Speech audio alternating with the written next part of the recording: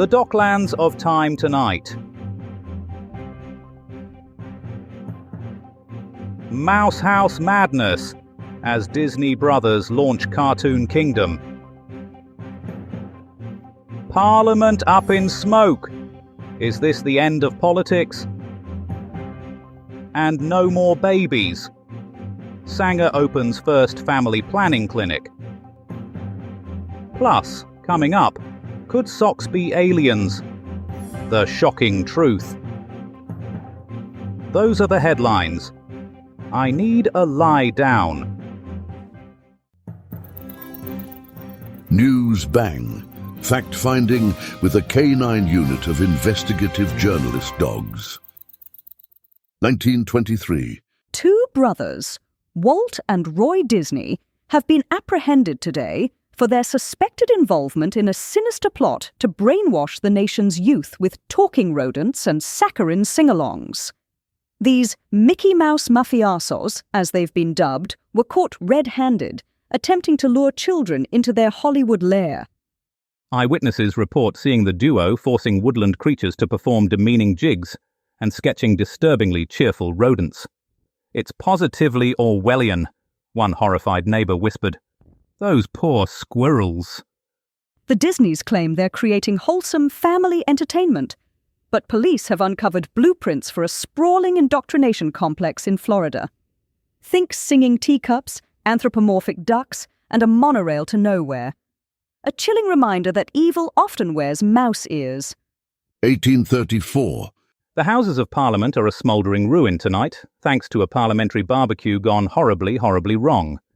A group of MPs, attempting to toast marshmallows over a pile of ancient tally sticks, have inadvertently set fire to the very heart of British democracy. Eyewitnesses report scenes of utter chaos as panicked politicians, robes ablaze, fled the inferno. One particularly portly MP was heard to bellow, "Save the port! Save the port!" His priorities, as ever, are admirable. Ironically, the blaze seems to have improved Parliament's efficiency. Bills are being passed at a record pace as MPs scramble to escape the flames. "It's the most productive they've been in decades," remarked one cynical journalist. The government is now considering whether to rebuild or simply declare the ashes a national monument to bureaucratic incompetence. 1916. A Brooklyn woman, Margaret Sanger, has ignited a firestorm of controversy with the opening of her family planning clinic. Sanger, or Mad Maggie, as she's known to those clutching their pearls in horror, claims her clinic will empower women through contraceptive advice. Eyewitnesses report women emerging from the clinic with a newfound sense of freedom and mysterious little packages. "It's unnatural," gasped one scandalized socialite. "Think of the children. And the sanctity of marriage. What's next? Women wearing trousers?" Police armed with warrants and smelling salts raided the clinic, arresting Sanger for corrupting public morals. But the brazen Mad Maggie, brandishing a contraceptive device like a weapon of mass liberation, declared, "You can't stop progress!" A desert news bang. Whacking the herpes of hysteria with the bat of accuracy. And now, for a forecast more chaotic than a chimpanzee conducting an orchestra, it's the whirlwind of weather wisdom, Shakanaka Giles.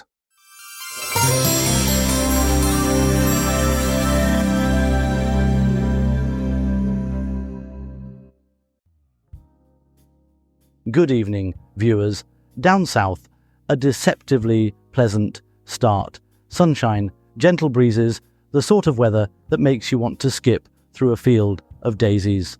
But don't be fooled. By afternoon, the heavens will open, and we're talking a right royal downpour. Rain so heavy it could flood a frog's living room. Grab those wellies and brollies, folks. You'll need them. Up north, it's blowing a gale. Wind strong enough to turn your umbrella inside out and send you flying off to Gretna Green. Hold on to your hats, your wigs, and anything else that's not nailed down. It's a good day for staying indoors, watching telly, and having a good moan about the weather. And further north in bonny Scotland, brace yourselves, a deluge of biblical proportions is about to descend. We're talking rain, hail, sleet, maybe even the odd snowball. It's a meteorological free-for-all. So batten down the hatches, stock up on whiskey, and pray for sunshine. And that's all the weather.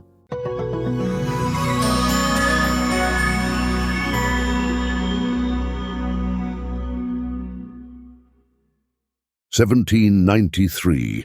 Today in 1793, French forces led by Jean-Baptiste Jourdan achieved a stunning victory at Wattignies, sending coalition troops scurrying back across the border like startled rabbits. The battle, which some are calling the Waterloo of the North, has secured French control of the northern frontier and left Prince Josias of Saxe-Coburg-Saalfeld with egg on his face and a severe case of wounded pride. For more on this revolutionary ruckus, we go to our war correspondent, Brian Bastable. Brian, are you there? Martin, Wattignies is a right proper mess. Imagine a Parisian bakery after a visit from a particularly enthusiastic mob armed with baguettes and bayonets. The air is thick with the smell of gunpowder, freshly baked bread, and that distinctive aroma of fear that only a fleeing Prussian prince can produce. Those French revolutionaries, bless their striped trousers, are celebrating like they've just invented champagne. They're singing La Marseillaise at the top of their lungs, guzzling wine like it's going out of fashion, and using captured Prussian helmets as chamber pots. It's a scene, Martin, that would make even Robespierre crack a smile. General Jourdan strutting around like a rooster in a hen house, Martin, his chest puffed out and his mustache bristling with revolutionary zeal. He's giving speeches about liberty, equality, and fraternity. But frankly, Martin, I think he's just enjoying the sound of his own voice. Those coalition chaps are long gone, Martin. Their dreams of crushing the revolution dashed against the rocks of French determination. This victory's a real feather in the revolutionary cap, and I suspect the celebrations will continue until the last bottle of wine is empty and the last Prussian helmet is full. This is Brian Bastable, Newsbang, signing off from a battlefield that smells like victory, vinaigrette, and a faint whiff of revolution. 1984. And now, a story that's set to change the face of British television forever. Today marks the debut of The Bill, a gritty new police drama on ITV. Sources say it's so realistic, viewers might mistake their living rooms for interrogation chambers. The show promises to expose the underbelly of East London's criminal world, leaving no truncheon unturned. But will this hard-hitting series stand the test of time, or will it be locked up after one season? For more on this groundbreaking television event, we go to our crime correspondent, Ken Schitt. Listen up, you sorry sacks of shit. Tonight, we're diving balls deep into the festering wound of British television history.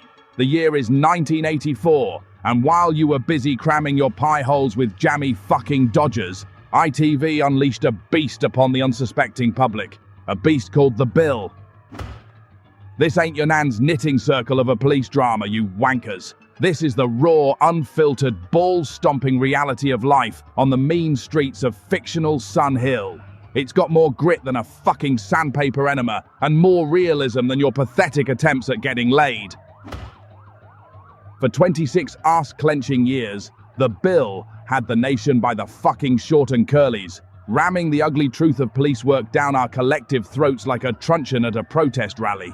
While other shows were prancing around in fancy cars, solving murders with their perfectly coiffed pubes, The Bill was knee-deep in the shit, dealing with the kind of depraved fuckery that'd make your local Bobby piss his knickers and cry for his mum. And let's not forget the legendary DCI Frank fucking Burnside, played by the incomparable Christopher Ellison. This magnificent bastard was the epitome of a hardened copper, ready to shove his size 12s up the arse of any low-life scum that dared to cross him. Burnside didn't just walk the beat, he fucking owned it, leaving a trail of broken suspects and soiled interrogation rooms in his wake. This show didn't just reflect our society, it grabbed it by the bollocks and headbutted it into submission. It tackled everything from petty theft to high-level corruption faster than Burnside could say, "You're nicked, you slag." And you, ungrateful twats, lapped it up like the entertainment-starved mongrels you are. So here's to The Bill, the longest-running police procedural in British TV history, and to DCI Frank Burnside, the hardest of the hard men. It may be gone, but its legacy lives on in every copper drama that dares to show the seedy underbelly of law enforcement. Now piss off back to your miserable lives, you fucking ingrates. Ken shit out. 1834. On this day in 1834, the Palace of Westminster, that symbol of British democracy and questionable interior design, went up in flames. The culprit, a pile of medieval tally sticks, those wooden records of government accounts. It seems someone decided to dispose of them in the most efficient way possible, by setting them on fire. The resulting blaze gutted the building, leaving MPs temporarily homeless and historians weeping into their gin. For more on this fiery fiasco, we go live to Hardiman Pesto, who's braving the smouldering ruins and the stench of burnt history. Pesto, are you wearing a fire retardant suit? Martin, I'm standing amidst the smoking wreckage of the Palace of Westminster. The air is thick with the smell of burnt timber and dashed dreams. It's a scene of utter devastation. Pesto, how on earth did a pile of sticks manage to destroy the entire building? Well, Martin, it seems someone in the Exchequer had a bright idea. They decided to get rid of 2 cartloads of ancient tally sticks by burning them in the basement furnaces. What could possibly go wrong? A grave miscalculation, it seems. We've lost priceless artifacts, centuries of history, and my favourite wig stand. And you are? Lord Archibald Firesafe, the newly appointed Minister for Flame Prevention. Right. And I assume you have a plan to prevent this sort of thing from happening again? Absolutely, we're banning all sticks from Parliament. No more tally sticks, no more walking sticks, not even a stick of chewing gum. And we're replacing all candles with, well, we're still working on that bit. Brilliant, Lord Firesafe. A bold vision for a safer Parliament. That was Hardiman Pesto, reporting from the ashes of democracy, alongside a man who clearly hasn't thought this through. We'll be back after the break with a more realistic assessment of the damage. Stay tuned. 1916. A revolutionary event unfolded today in Brooklyn, New York. Margaret Sanger, defying societal norms and legal barriers, opened the first family planning clinic in the United States. This audacious move, born from Sanger's experiences as a nurse, aimed to empower women with control over their fertility. The Brownsville Clinic, offering contraception and health services, faced immediate opposition. Police raids and Sanger's arrest followed, yet this setback only fueled the fire of a movement that would reshape American society. For more on this landmark moment in women's rights, we cross to our American correspondent, Melody Wintergreen. Brooklyn, New York. It was here in 1916 that Margaret Sanger, the pioneering matriarch of modern family planning, opened the very first clinic of its kind in the United States. Sanger, a passionate nurse and activist, had long fought for women's reproductive rights, even facing arrest for distributing contraceptive information. But now, her dream has become a reality, a sanctuary for the silenced, a stronghold for the shackled, a beacon of bodily autonomy in a society that would deny it. As I stand outside the modest storefront that once housed Sanger's revolutionary Brownsville Clinic, the weight of history hangs heavy in the air. This was the epicenter of a seismic shift where women reclaimed sovereignty over their own bodies and destinies. Sanger's crusade was not without its enemies, of course. The self-appointed guardians of morality waged a relentless campaign to shut down her clinic, branding it a den of sin and degeneracy. Yet Sanger persevered, undaunted by the threats and intimidation tactics. She knew that the stakes were too high, the need too great. And so, in the face of staunch opposition, the Brownsville Clinic opened its doors, providing contraception, sex education, and a sanctuary for those who sought to take control of their reproductive futures. The impact of this modest establishment was nothing short of transformative. Thousands of women, many of them poor and immigrant, flocked to its doors, seeking the care and empowerment that had long been denied them. It was a beacon of hope in a world that sought to confine and control. And from this humble beginning, the birth control movement would grow, spreading its wings and taking root across the nation.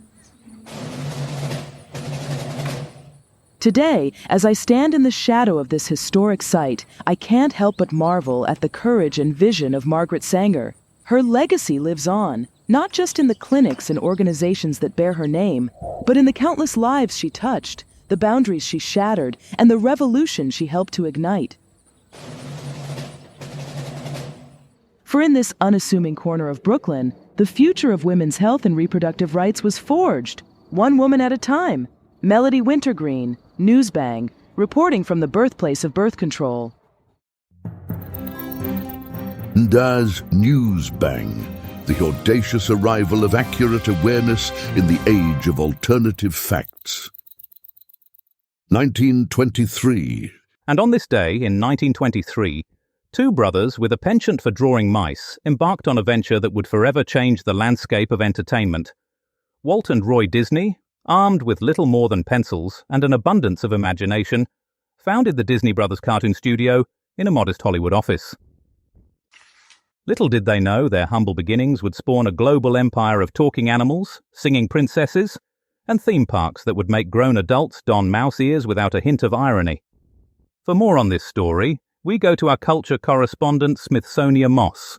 Now, at this point of the evening, we welcome listeners on FM who've just joined us.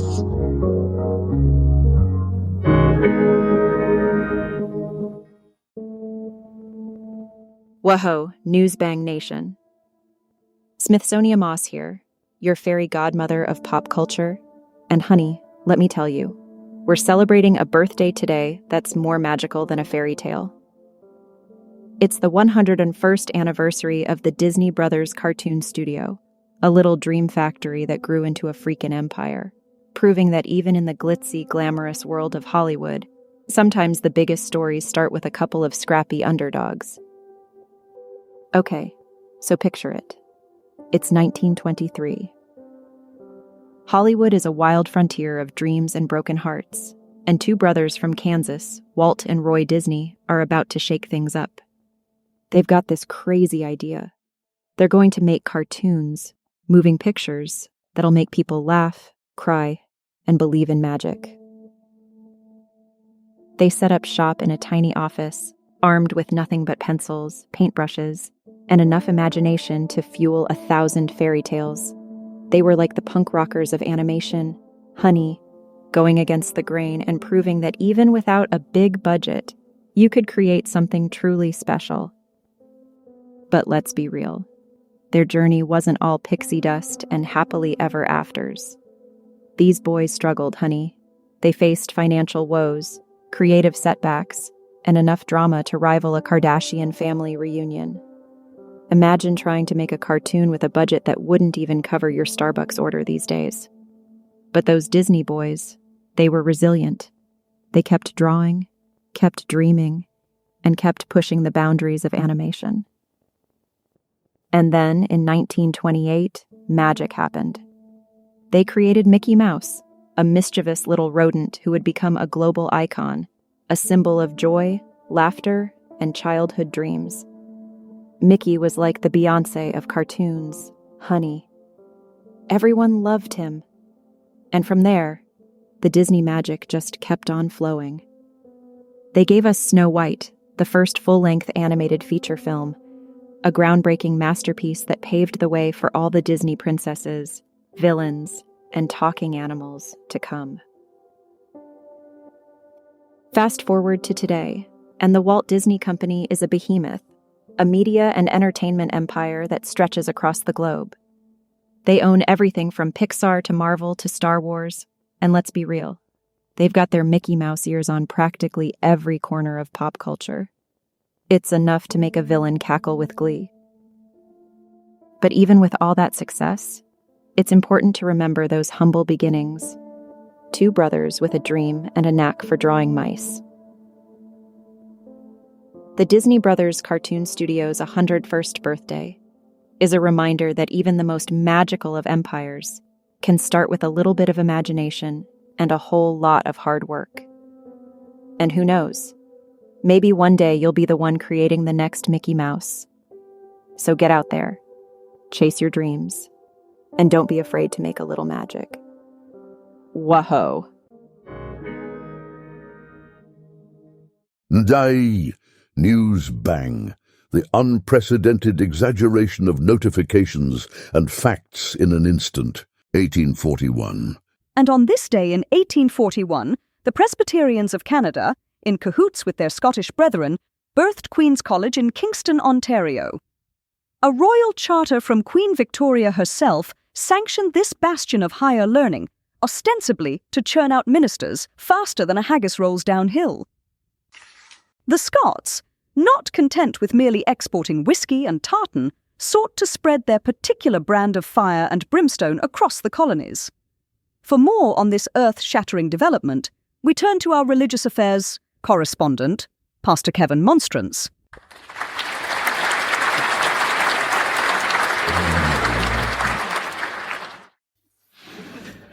Well, good evening, my dear viewers. Pastor Kevin here, with a tale that'll warm the cockles of your heart and tickle your funny bone. It's 1841, and we're off to Canada, where those canny Scots have been up to some mischief. They've gone and established a college, you see, a place of higher learning they call Queen's College. Now, I'm not one to judge, but I've always thought that higher learning sounded a bit lofty, a bit like trying to teach a budgie to recite Shakespeare. They say this Queen's College was supposed to churn out Presbyterian ministers. Bless their souls. You know, those chaps with the stern faces and the sermons that could make a sinner quake in his boots. But rumour has it that some of those students were more interested in haggis hunting than hitting the books. I've heard tales of wild nights in Kingston, Ontario, with bagpipes blaring and kilts flying. I wouldn't be surprised if they were drinking whiskey from those communion chalices. And speaking of chalices, did I ever tell you about the time our producer tried to use a teacup as a communion vessel? It was during a live broadcast of our Sunday service, and he'd forgotten to pack the proper chalice. There he was, fumbling about, trying to pour the wine without spilling a drop. I tell you, it was more chaotic than a ferret in a tea shop. But back to Queen's College. It's still going strong, you know. A beacon of learning, a place where young minds are shaped and, well, hopefully not too many of them are still chasing after haggis. But it reminds me of the time I went to a fancy dress party, and a chap turned up dressed as a giant turnip. He had a green felt hat on his head and leaves sticking out of his ears. Quite a sight. Now, where was I? Oh yes, Queen's College, a fine institution, founded by those Presbyterian pioneers. It just goes to show, doesn't it, that education can bloom anywhere, even in a land of snow, maple syrup, and... Brian Adams? This is Pastor Kevin Monstrance signing off. And remember, keep your minds sharp, your spirits high, and your communion wine in the proper chalice. Good night, God bless, and mind how you go.